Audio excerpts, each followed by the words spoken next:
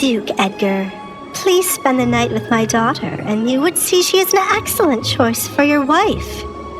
A bold mother pushed her daughter towards the Duke as he passed by them. All eyes were on the three of them, as Duke Edgar was the main topic for the night. I wasn't aware your daughter started working in the red light district. I am not looking for a wife there. Duke Edgar stepped to the left to pass the disappointed mother and daughter. He had only arrived less than 3 minutes ago, but this was his second encounter with a mother and daughter looking to win over his favor. Ever since it was announced he was looking for a wife, this was happening. The culprit behind the rumor was none other than the scheming king, who had nothing better to do than ruin the life of his friend. It was no surprise the women had accepted the bait and pushed their daughters to try and catch the Duke as their husband. Duke Edgar Collins was the only son of his father and sole heir of countless lands. He lived similar to that of a king, and thanks to his connection to the king himself, nothing was impossible for Edgar. He was said to be a cunning, dangerous man, but when money came into the equation, his history was long forgotten.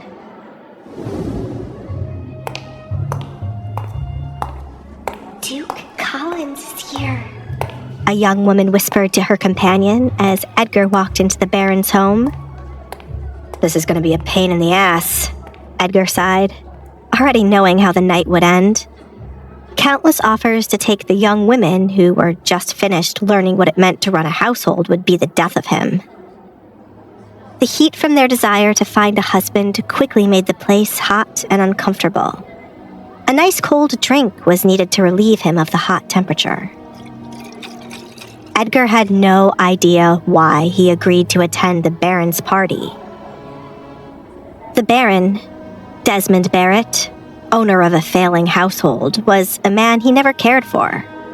Edgar couldn't figure out why a man on the brink of bankruptcy would throw such an elaborate party. Was the man looking to speed up being kicked out of his own home? Duke Collins. The man himself appeared. The Baron approached Edgar with his hair tied into his usual ponytail. He wore a black and white suit Edgar felt matched the man's hair, black with specks of white here and there. Edgar didn't miss the way the Baron announced his name like he was a young girl making her debut at a ball and was coming down the stairs. Baron, he greeted the man. It was so kind of you to visit my home to attend my party, Desmond said, pleasantly surprised to see the Duke. He was a nervous wreck from all the questions being thrown his way from guests who had only come to see the Duke. Desmond made sure to spread the news the Duke would be at his party. Save it, Baron. You know why I'm here. Unlike the king, I am yet to believe you have the information I'm looking for. Edgar was looking for any lead for the case with the young women disappearing. Desmond sent a note claiming to have information and wished to speak with the Duke here. However, Edgar quickly saw through his ploy. Of course I know why you're here, but it would be rude of me not to offer you a drink first, Edgar. Forgive me, but you seem to be sweating quite an awful lot. Desmond looked around, wondering if his house needed more windows opened. I am not here for a fucking drink, let me tell you. Edgar grabbed the Baron's neck, not caring about the crowd watching his every move. I might have a lot of time on my hands these days, but I do not like when it is wasted.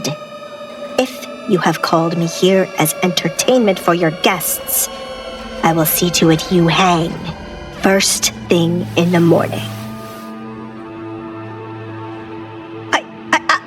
I'm sorry, Desmond cried as his feet started to dangle from being lifted off the ground. He heard the Duke was a monster, but only thought of it as a joke. Desmond tried to gulp, but Edgar's hand was too tight around his neck for him to complete the action. Sorry. Edgar tightened the grip around Desmond's neck. That sounds like you're confirming you have no information for me.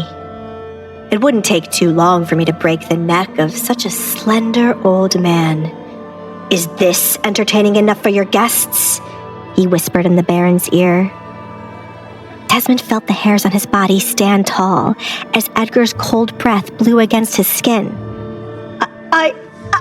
I have information. I swear, it's upstairs. Good boy. Edgar spat, narrowing his eyes at the Baron. Why did you wait so long to say that? Did you wish for me to kill you? No, Duke. I should have brought it right away. Forgive me. Can you put me down before everyone thinks you are in the wrong? I don't want them to get the wrong impression of you, Desmond stated. But what he really meant was he no longer wanted to be embarrassed about being strangled at his own home. Of course. Edgar released the small man. I will need space to be alone until you return. Someplace outside for me to smoke. The garden has been made off limits, so no one would be there. But my daughter wishes to have a moment with you. If you could only spend a moment outside with her, I would appreciate it. Do I look like a shooting star to you, Baron? Edgar looked down at the man due to their difference in height. Shooting star? I do not understand, Edgar. How could you be a shooting star? Desmond was completely puzzled. That is what I am trying to understand from you thinking I would grant your daughter's wish. Run along and bring what you have for me. Yes, sir. Edgar made a mental note that this would be the last house call he did under the king's orders. The Baron was nothing more than an opportunist, using others' names to get a crowd to attend his party. Before anyone else could make their move to introduce their daughters to him, Edgar picked a random direction to go in hopes it would be the garden. He had never visited the Baron's home before and, quite frankly, wanted this to be the last. Follow after him, he heard someone mutter behind him. Edgar pulled a cigar out of his coat pocket as he hurried outside. He knew the night would call for a quick smoke. As he found his way out of the Baron's home, the cold air nipped at his skin, almost threatening to go back inside.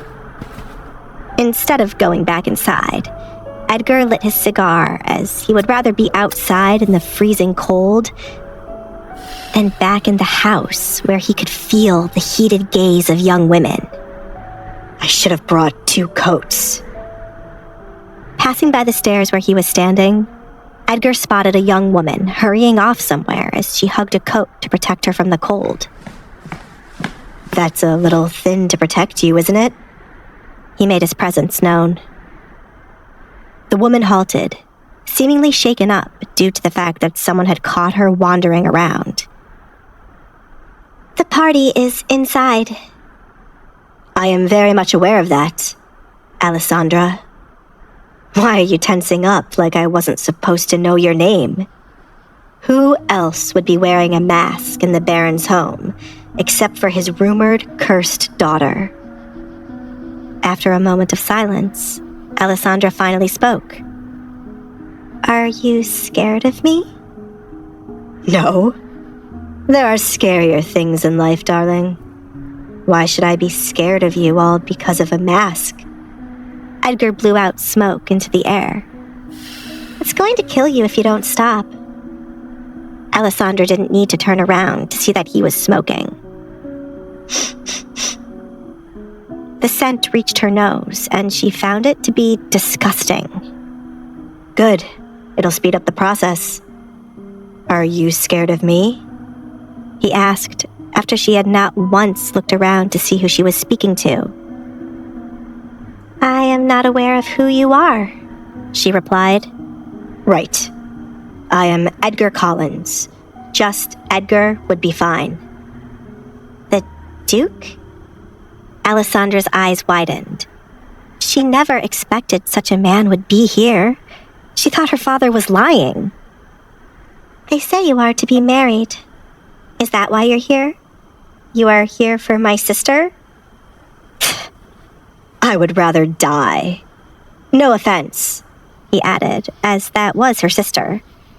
None of the young women in there shall be my wife. They are all like matching dolls in a set. What about me? If I were to ask you to marry me, what would you say? Alessandra nervously waited for his answer. What none of you seem to understand is the sole fact you would be setting yourself up for a loveless marriage if I were to pick you. I was never interested in marrying anyone yet, but the rumor was passed around, Edgar said. What if I don't want you to love me? Edgar chuckled. Most marriages these days didn't start off with love, but then someone started to feel the emotion. It cannot be guaranteed you wouldn't expect love. What about a contract? Alessandra proposed an idea. She was desperate and wanted to use him to get out of her father's home.